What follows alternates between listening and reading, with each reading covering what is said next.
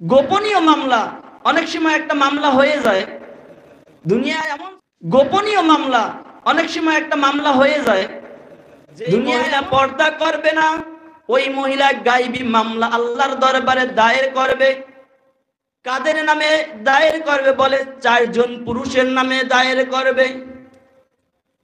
বেপরদায় চলছে মহিলা, বেপরদা করে নাই মহিলা, কিন্তু আল্লাহর দরবারে মামলা দায়ের করবে 4 পুরুষের নামে। কয় পুরুষের? তাহলে যদি একজন মহিলা বেপরদার কারণে জাহান্নামে যায়, তাহলে 4 জন পুরুষ কি সঙ্গে নিয়ে যাবে? তাহলে পর্দার আলোচনা একজন মহিলা শুনলে কয়জন পুরুষের শোনার দরকার? জোর বলবেন, আপনারা উত্তর না দিলে আমি কথা বলতে পারবো না। একজন মহিলা যদি বেপরদায় যায় কয়জন পুরুষকে নেবে? তাহলে একজন মহিলা বেপরদার কারণে 4 জন পুরুষকে যদি জাহান্নামে নেয়, তাহলে পর্দার আলোচনা যদি একজন মহিলা শোনা দরকার হয়, তাহলে কয়জন পুরুষের শোনা দরকার আছে? তাহলে 100 জন মহিলা যদি পর্দার আলোচনা শুনে কয়শো পুরুষের শোনা দরকার? 1000 মহিলার যদি পর্দার আলোচনা শোনা দরকার হয়, তাহলে কত হাজার পুরুষের শোনা দরকার? তাহলে এইটা ভালো করে বিবেক দিয়ে প্রশ্ন করেন। মামলা করবে কিভাবে? গায়বী মামলা। প্রথমে কার নামে মামলা করবে?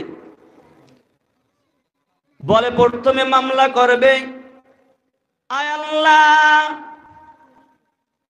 আমি বেপরদা হই নাই, আমাকে যেই জন্ম দিয়েছে পিতা, আয় আল্লাহ, আমি যদি জাহান্নামে যাইতে হয় তাহলে আমার পিতাকে সঙ্গে নিয়ে জাহান্নামে যাব। কেন? বলে যে আমি যখন পর্দার উপযোগী হয়েছি, আমি মেয়েকে বাবা পর্দা করায় নাই, পর্দার আলোচনাও শুনায় নাই, পর্দার নসিহত করে নাই।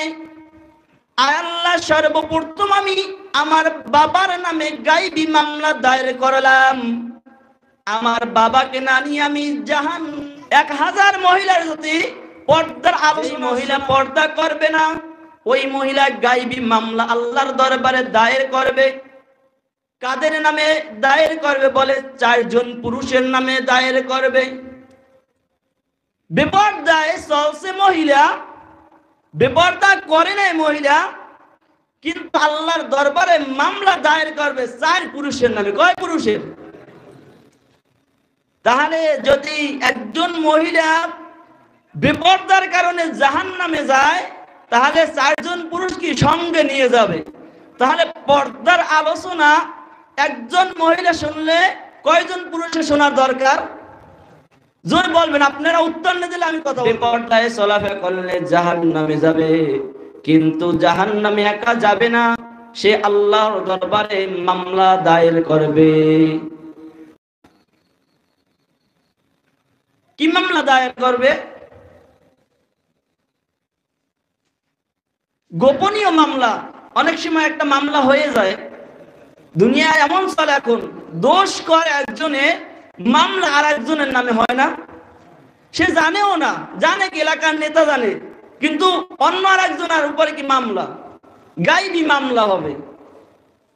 কিয়ামতের ময়দানে গায়বী মামলা, যেই মহিলা পর্দা করবে না ওই মহিলা গায়বী মামলা আল্লাহর দরবারে দায়ের করবে।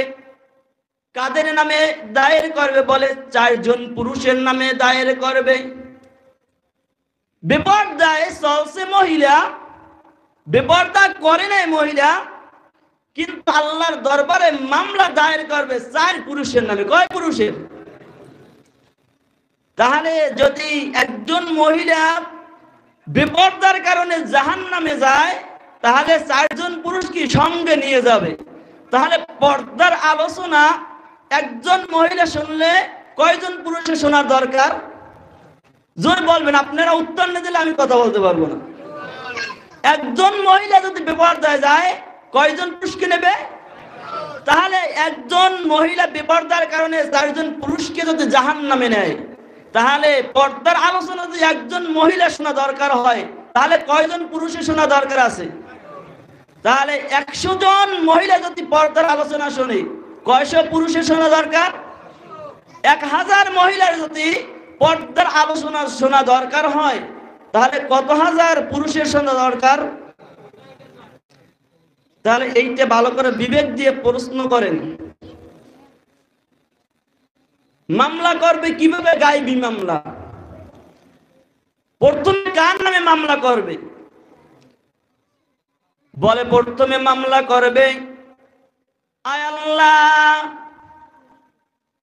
আমি বেপরদা হই নাই, আমাকে যে জন্ম দিয়েছে পিতা, আল্লাহ আমি যদি জাহান্নামে যাইতে হয়, তাহলে আমার পিতাকে সঙ্গে নিয়ে জাহান্নামে যাব। কেন? বলে যে আমি যখন পর্দার উপযোগী হয়েছি, আমি মেয়েকে বাবা পর্দা করায় নাই, পর্দার আলোচনাও শোনায় নাই, পর্দার নসিহত করে নাই। আল্লাহ সর্বপ্রথম আমি আমার বাবার নামে গায়েবী মামলা দায়ের করলাম, আমার বাবাকে না নিয়ে আমি জাহান্নামে যাব না। তাহলে কি সর্বপ্রথম কি বাবা ধরা খেয়ে যাবে? আল্লাহ রাসূল বলেন, قال النبي صلى الله عليه وسلم ألا كلكم راع وكلكم مسؤول عن رعيته أن إمام راع على ملكه أن رجل راع على نفسه قال النبي صلى الله عليه وسلم ألا كلكم راع وكلكم مسؤول عن رعيته। বলে প্রত্যেকটা মানুষ হইল দায়িত্বশীল। কিয়ামতের ময়দানে আল্লাহ রাব্বুল আলামিনের দরবারে এই দায়িত্বের হিসাব দিয়া তারপর সামনে